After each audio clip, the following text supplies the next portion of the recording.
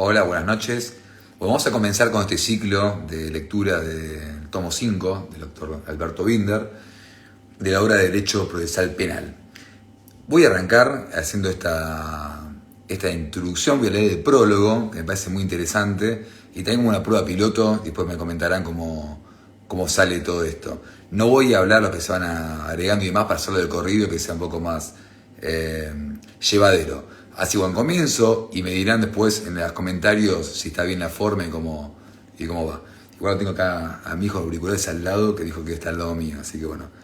Arrancamos. Vamos a leer el prólogo para también entender a dónde quiere ir el autor y dónde va la obra, ¿sí? De este tomo, que es muy interesante. Así bueno, arrancamos. El libro es este, ya lo conocen, ya lo fui anunciando, y está ahí. Prólogo. Solo unas pequeñas palabras para introducir estos nuevos tomos 5 y 6, ya que por su extensión ha sido imposible editarlo en un solo volumen. Hubiera sido muy incómodo para su uso, y pedir algunas indulgencias al lector. El desarrollo del tema del juicio imparcial o juicio de conocimiento constituye la parte más trabajosa de todas las teorías sobre el derecho penal, no tanto por las dificultades conceptuales, sino porque uno debe lidiar permanentemente con la idea de que todo ya está escrito. Y no vale la pena repetir lo que ya está dicho, y muchas veces muy bien dicho. El concepto de un libro de pretensiones sistemáticas es correcto, pero la pretensión de que deba contener todos los problemas ya no es posible sostener, y de dudosa utilidad, por la permanente aparición de nuevos trabajos, doctrinas y jurisprudencia. Me he preocupado intensamente en mantener la perspectiva sistemática y funcional de todo el sistema de garantías, sin pretender alcanzar todos los temas, lo que me resultaba imposible. Por tal razón, he buscado un equilibrio entre la necesidad de explicar el modo concreto como creo que se debe explicar el sistema de garantías y el desarrollo de los contenidos centrales de las distintas instituciones.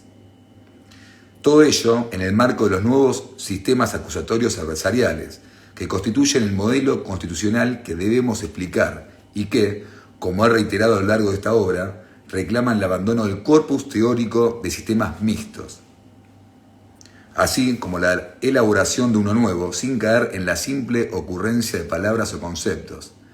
Siempre estamos trabajando con materiales del pasado. Ello es una constante del método que utilizamos y solo desde esa perspectiva creo que se puede innovar con tranquilidad. Hace poco tiempo escuchaba una vieja grabación sobre la presentación que hizo Eduardo Couture de una conferencia de Carneluti en Montevideo, que agradezco me haya facilitado el profesor Aval. Con la elegancia que lo caracterizaba, Couture decía que con los años uno va perdiendo el arte de los pormenores. Algo muy cierto. Espero que el lector especializado no perciba esa pérdida como desdidia o error. En todo caso, me he preocupado de que quede clara la arquitectura del sistema de garantías, que es lo que nos permite hallar los conceptos pormenorizados de lo que se nutre la vida judicial. La idea del juicio imparcial debe todavía insertarse en la cultura jurídica de nuestro país y convertirse en el sentido común de la abogacía. Cuando ello ocurra, necesitamos tanto esclarecimiento como el simple transcurrir del tiempo, muchos temas desaparecerán y otros tendrán nuevas dimensiones. No estamos tan lejos de ese futuro, y esta obra procura, en gran medida, ayudar a que se instale ese nuevo sentido básico del juicio constitucional. El lector advertirá, por otra parte, que es imposible evitar ciertas repeticiones. En parte, ello proviene del estilo literario, orientado siempre a mostrar cadenas de argumentaciones antes que opiniones de otros autores, aunque siempre uso las notas al pie para dejar constancia de ellas. Y como no es esperable siempre una lectura completa del libro, sino fraccionada por los intereses del día y de cada lector. De alguna manera se debe reiterar la línea argumental cada tanto. Esto puede hacer perder algo de elegancia a la escritura, pero no hace daño, y se gana en capacidad comunicativa o pedagógica. También el lector advertirá cierta insistencia en ideas muy básicas, que se repiten como estribillos o como campanadas que llaman a abandonar viejos conceptos. La insistencia en poner en el centro de análisis a los hechos o la llamada del abandono del conceptualismo escolástico en la actual dogmática penal. desligada de sus efectos procesales o las reiteradas insistencias en la función del acusador y sus cargas, como eje del sistema acusatorio, etc. Se justifican porque estas ideas y modismos deben todavía abrirse paso contra la tradición inquisitorial y sus cuerpos teóricos, cuya influencia en la práctica es, a veces, desesperante, por fuerte, por oculta, o por nuevos cultores que no perciben lo que se encierra tras conceptos que son presentados como novedades. Como ya me he quejado otras veces, el trabajo sobre la jurisprudencia es, en nuestro país, una tarea ingrata. En este caso, es notorio como nuestra Corte Suprema sienta principios que luego deja atrás, sin mayor razón, o sobre la base de hechos muy particulares, que siempre cuestan discernir. Establece principios demasiado amplios que luego se le vuelven una carga pesada, que no sabe cómo tirar por la borda. Pero sí ha ocurrido algo distinto en los últimos años de gran importancia.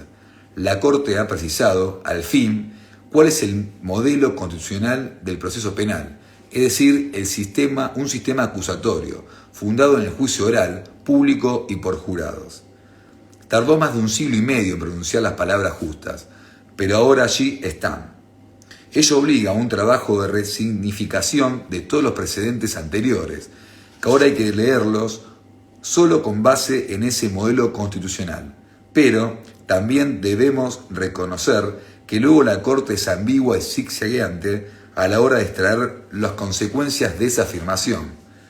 Por otra parte, nuestro sistema de precedentes obligatorios, que la Corte no pierde ocasión de proclamar con razón, adolece de grandes debilidades prácticas y teóricas, con lo cual aumenta el desorden que, de por sí, ya genera nuestra tendencia a una jurisprudencia conceptualista, repleta de digresiones, que ni siquiera son obiter dicta, empecinada en no hacer referencia a los hechos relevantes del caso, sin lo cual es casi imposible detectar una ratio decidendi, que cita de un modo desordenado los propios precedentes, como si realizar un listado de fallos anteriores fuera lo mismo que reafirmar una línea jurisprudencial originada en el leading case.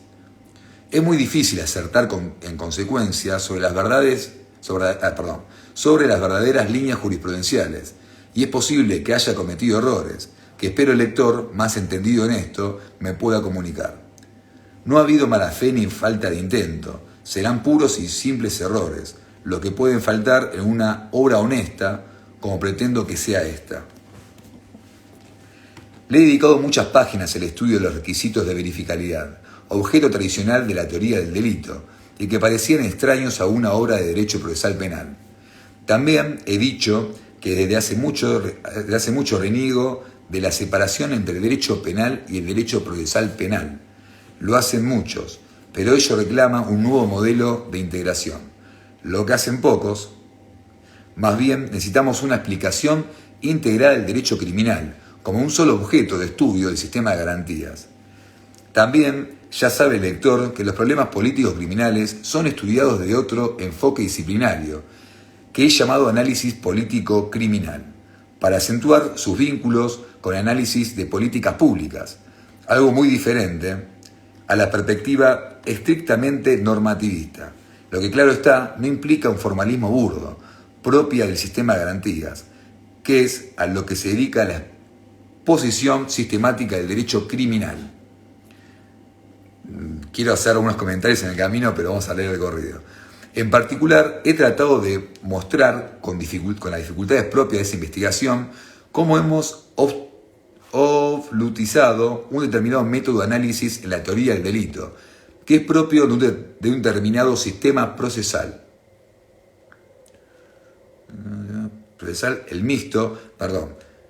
Que es propio de un determinado sistema procesal, el mixto, que constituyó la matriz teórica de los últimos 200 años en la tradición del derecho continental europeo, y que todavía tiene fuertes raíces en el derecho procesal penal alemán o español.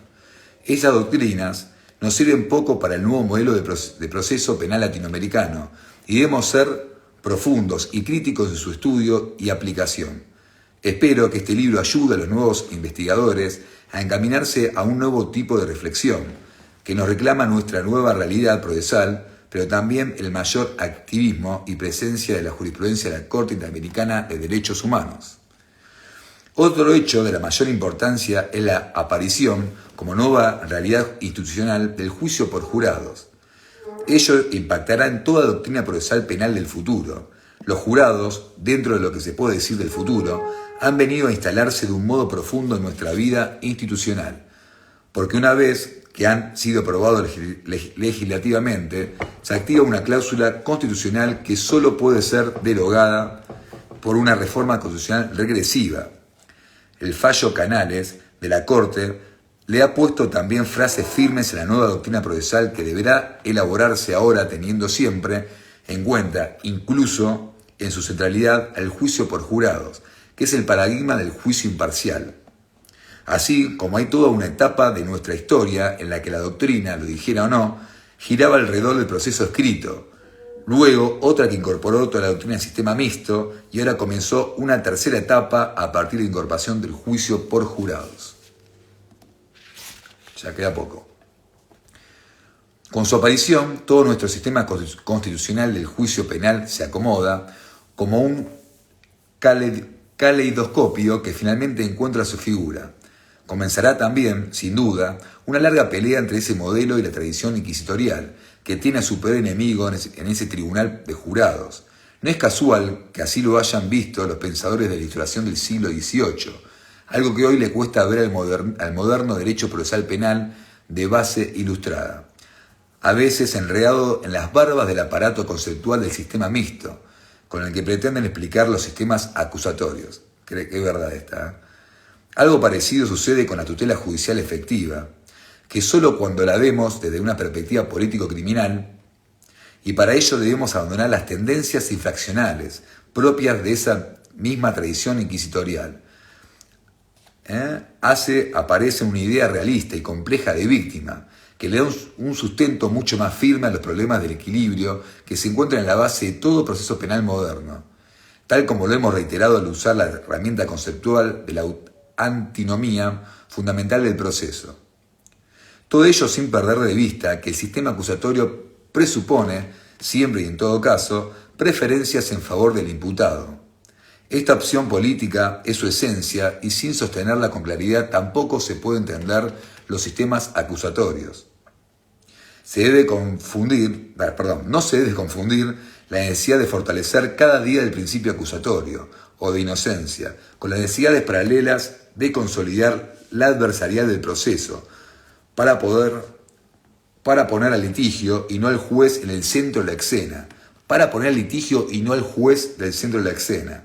ya que esa es también la opción política de una justicia republicana fundada en buenas reglas y no en la superioridad moral del juez, tal como insistimos en este texto. El principio acusatorio implica una adopción plena de las cargas procesales en el acusador, y la adversarialidad es un mecanismo que fortalece la vigencia real de esas cargas y dota de mejores oportunidades de defensa al imputado. Pero si bien están relacionadas, no son el mismo principio dentro del sistema de garantías. Eso sí, hoy constituyen bases ineludibles de nuestro juicio constitucional. Falta un poquito de agua.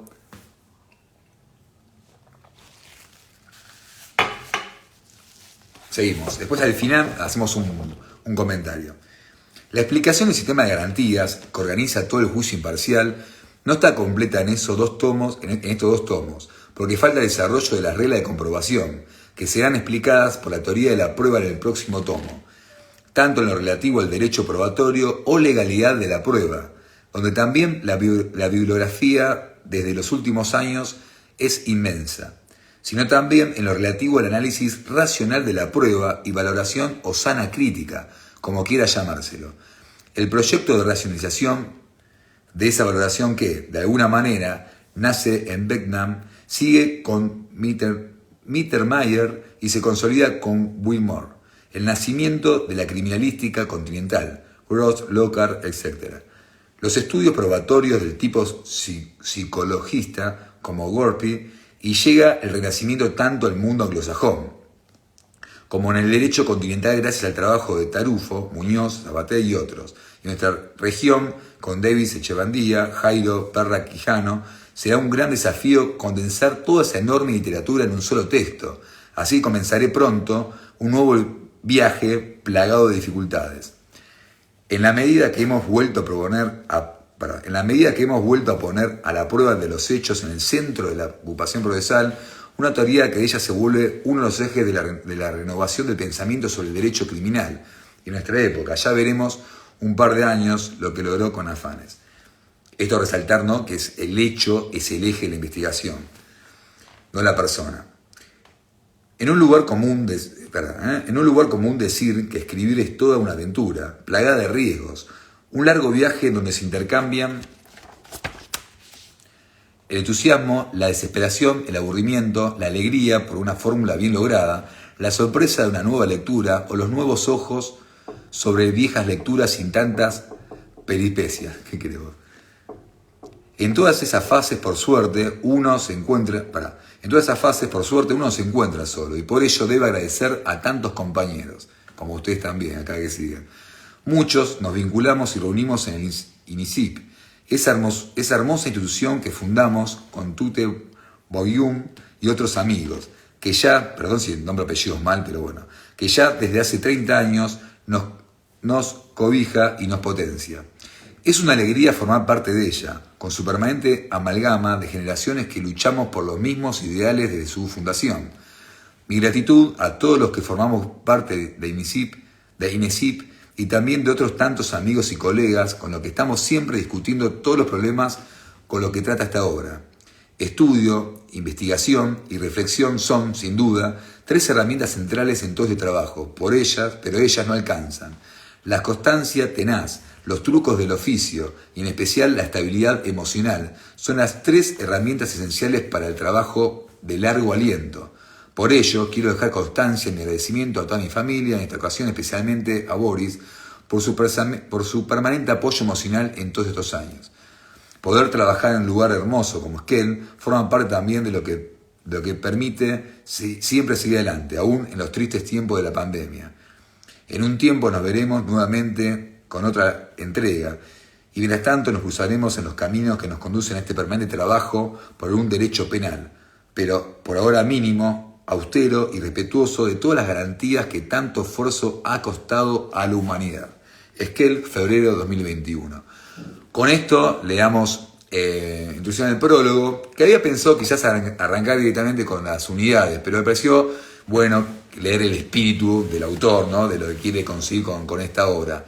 Entonces, vamos a marcar algunas cuestiones para que, en fin, vamos a hablar de los hechos en el sistema acusatorio adversarial, ¿sí? No vamos a hablar ni de las personas, ni de las partes, obviamente que son partes, ¿no? Del hecho forman parte personas también, pero me refiero a que se va a jugar va a ser el hecho, las pruebas su razonabilidad y también cómo vamos a introducir todo este marco probatorio en un juicio. Así que esto digamos, toda esta obra que es el tomo 5, el tomo 6, la idea de poder avanzar, es imposible poder resumirlo en esas 3 palabras, pero por lo menos a mí, Binder es algo que me hizo ver un antes y un después en el derecho penal. Así que bueno, esto fue la introducción de hacer el prólogo. Espero haber leído bien. La verdad que estaba un poco ahí ansioso y nervioso de que salga bien. Cualquier crítica, comentario lo pueden hacer. Y así vamos así, cuando encuentre espacios. Hoy me acompañó acá mi hijo, lo muestro que está ahí estudiando y se enoja. Pero fue un placer. Bueno, pero estás ahí, no te puedo mostrar. Así bueno, buenas noches, gracias. Vamos a continuarlo. Adiós.